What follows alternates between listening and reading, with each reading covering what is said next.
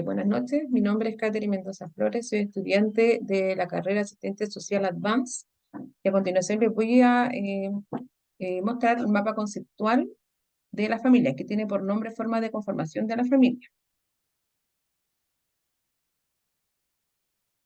Ya, el objetivo, introducción de este mapa es resumir y explicar la unidad vista en esta asignatura, comprender y analizar el concepto de familia, sus fuentes, deberes y derechos, la afiliación y la adopción.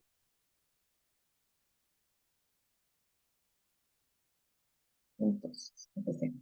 Es donde nuestra pilar fundamental sería la familia, donde se define la familia como, según el artículo 1 del CPR, la familia es el núcleo fundamental de la sociedad, donde también dice el inciso 4, es el deber del Estado resguardar a la población y a la familia y propender su fortalecimiento. A nivel legal, el artículo 2 de la ley 20.530 estipula que el núcleo fundamental de la sociedad compuesto por personas unidas por vínculos afectivos, de parentesco o de pareja en que existen relaciones de apoyo mutuo que generalmente comparten un mismo hogar y tienen lazos de protección, cuidado y sustento entre ellos. ¿Cuáles son las funciones de la familia? Tenemos que la formación de la identidad personal, 2, el núcleo básico de la socialización primaria, y 3, la unidad económica de consumo, dependiente del mercado para la satisfacción de sus necesidades básicas. Después tenemos las fuentes de la familia, que son el matrimonio, el acuerdo de unión civil y el concubinato. El matrimonio, según el artículo 102 del Código Civil, es un contrato solemne por el cual dos personas se unen a actuar indisolublemente y por toda la vida con el fin de vivir juntos, procrear y auxiliarse mutuamente. Esta fuente genera un estado civil casado y los principios de la ley del matrimonio, donde dice que la familia como núcleo fundamental de la sociedad y del matrimonio como base principal de la familia, donde el interés superior es el de los hijos y del cónyuge débil, fortalecimiento de la familia. Esos son los principios del matrimonio. Los requisitos de existencia, tenemos dos tipos de requisitos, el de existencia y el de validez. El de requisito de existencia, tenemos que el consentimiento, la intervención de un oficial de registro civil y presencia de testigos. Los requisitos de validez para el matrimonio, uno, que tiene que ambos contrayentes sean legalmente capaces, dos, que hayan consentido libre y espontáneamente, y tres, que hayan cumplido las formalidades que establece la ley, o sea, que los testigos que no sean inhábiles. ¿Cómo ponemos término al matrimonio?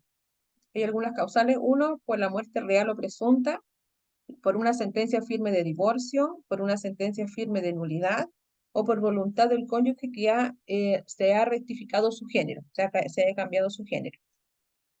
Ya, tenemos ahora la segunda fuente de la familia, que sería el acuerdo de unión civil, que se define como un contrato celebrado entre dos personas que comparten un hogar con el propósito de regular los efectos jurídicos derivados de su vida afectiva en común de carácter estable y permanente. Esta fuente genera un estado civil de convivencia civil. ¿Cómo ponemos término a este acuerdo de unión civil? Por muerte natural o procedente de uno de los convivientes, por el matrimonio de los convivientes civiles entre sí cuando proceda, por mutuo acuerdo o voluntad unilateral de uno de ellos, lo que deberá estipularse en una escritura pública, y el acta otorgada ante el oficial de registro civil, que de cual deberá ser notificado a la otra parte, o sea, en el conviviente civil. Y 4, por declaración judicial de nulidad de acuerdo. Después tenemos la tercera fuente, que es el concubinato, que son uniones de hecho en la que la pareja mantenga relaciones sexuales fuera del matrimonio o de la unión civil, con un cierto grado de estabilidad y duración. Esta fuente no se regulan aspectos patrimoniales ni sucesorios entre personas. Después podemos hablar, vamos a hablar de la familia, donde encontramos la filiación, que es el vínculo jurídico entre los progenitores, el hijo e hija. Las características de la filiación, tenemos que es un fenómeno jurídico fundamentalmente en el hecho fisiológico de la procreación. 2, origina el estado civil. Y 3, fuente de fenómenos jurídicos tales como la nacionalidad, derecho de alimento, etc. Son sus características. Tenemos dos tipos de filiación. Tenemos dos clases de afiliación que existen, que son la adoptiva y por naturaleza. Donde la adoptiva es el acto de recibir legalmente como propio a un hijo que biológicamente no lo es, para brindarle el afecto y los cuidados necesarios para satisfacer su necesidad espiritual y materiales. ¿Cuál es el objeto de la adopción? Es fundamentalmente velar por el interés superior del adoptado. Esto podemos hacerlo amparando su derecho a vivir y desarrollarse en el seno de una familia que le brinde afecto y le procure los cuidados tendientes a satisfacer sus necesidades espirituales y materiales.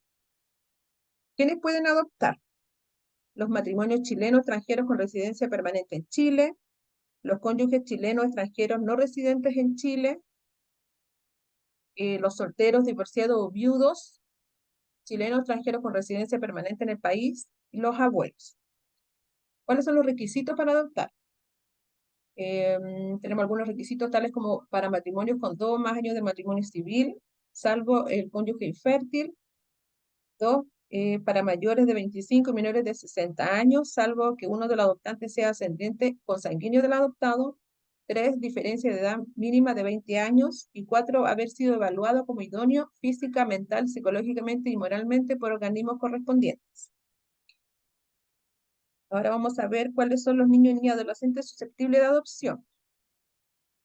Ellos pueden ser cuyos padres no están capacitados para hacerse cargo de él y expresen su deseo de darle a la adopción, descendiente consanguíneo de uno de los adoptantes, y 3, declarados susceptibles de ser adoptados por resolución judicial.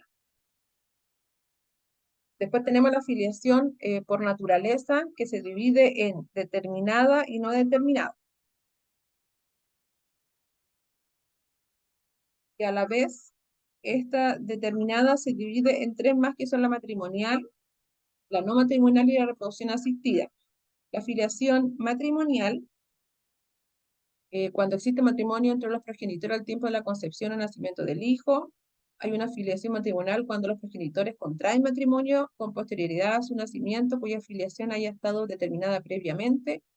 Y 3, cuando la filiación se determina por reconocimiento de ambos progenitores en el acto del matrimonio durante su vigencia. Tenemos la filiación no matrimonial, es la de los hijos que no están en las situaciones de la filiación matrimonial indicadas. ¿Cómo se determina la filiación no matrimonial? Reconocimiento voluntario de padre, madre o ambos por sentencia firme recaída en el juicio de filiación, o acción de reclamación de filiación matrimonial o no matrimonial, o también por las acciones de impugnación de la filiación. Tenemos que decir que la filiación por técnicas reproductivas asistida es la filiación del hijo que queda determinada respecto a las 2 personas que hayan sometido a ellas, o sea, técnica de reproducción asistida. ¿Cuáles son las características de esta filiación? Los progenitores serán las personas que se someten a procedimiento, o sea, de reproducción asistida, y que no pueden reclamar ni impugnar la filiación. ¿Cuáles son las fuentes de la filiación? Tenemos la ley, el reconocimiento voluntario y la sentencia judicial. Ya. Los efectos de la filiación derivan de la autoridad paterna. Uno, que son los deberes del hijo o hija, derechos o deberes de los progenitores, cuidado del hijo o hija, mantención de relación directa y regular con el hijo, el derecho de corrección del hijo y la crianza y educación del hijo. Tenemos también los efectos que derivan de la patria potestad. Estos son el derecho legal de goce sobre los bienes del hijo o hija, derechos de administrar los bienes del hijo y la representación legal. Después tenemos las acciones de la filiación, son las que posibilitan la investigación de la maternidad o paternidad. Podemos distinguir 2 tipos de filiación, 2 tipos de acciones de la filiación: la reclamación de filiación y la impugnación de la filiación. Después, en el marco legal, tenemos el divorcio. Una causal de términos del matrimonio que habíamos hablado podría ser el divorcio. Es una forma regulada por ley que implica disolución del vínculo matrimonial. Causales del divorcio: la muerte real de uno de los cónyuges, muerte presunta de uno de los cónyuges, sentencia que declara nulidad del matrimonio y sentencia que declara el divorcio.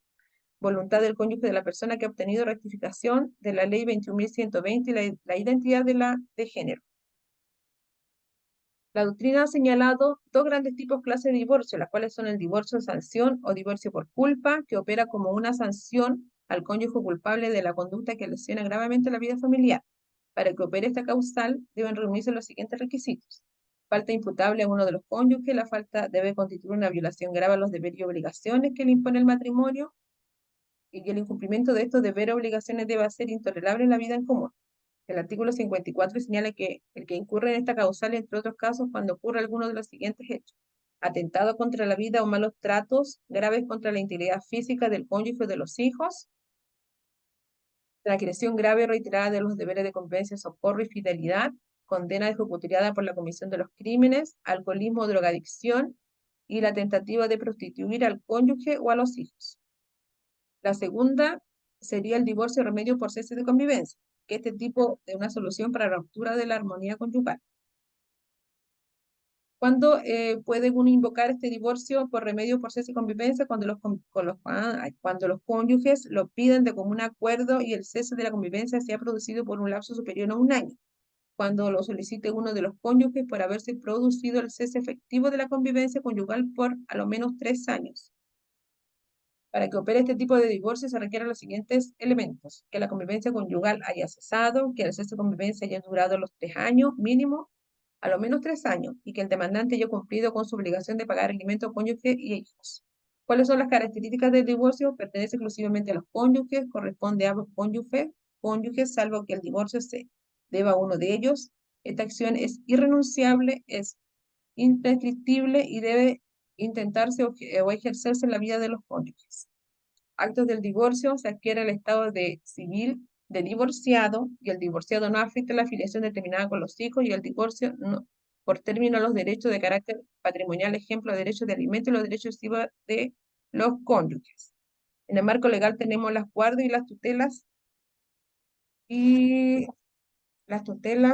curatelas, donde las guardas son las personas, están designadas a las personas menores de edad, así como a las personas en situación de discapacidad, donde necesitan a una persona que ejerza su representación legal y proteja sus intereses personales y materiales.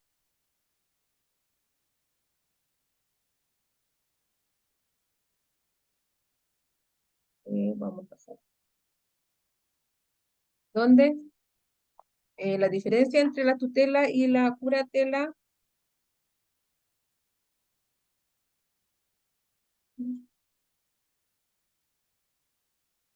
donde la tutela se da que los impúberes, la tutela se da a los impúberes, es decir, el varón de entre 7 y 14 años y la mujer entre los 7 y 12. En cambio, la curatela a los menores púberes y el resto de los incapaces, incluso patrimonio, por ejemplo, la herencia yacente.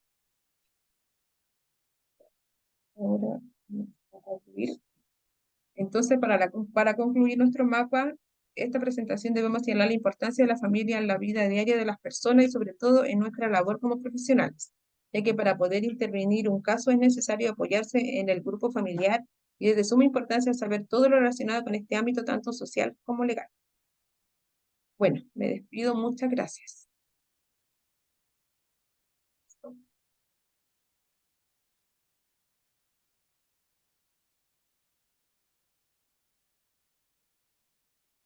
10 minutos.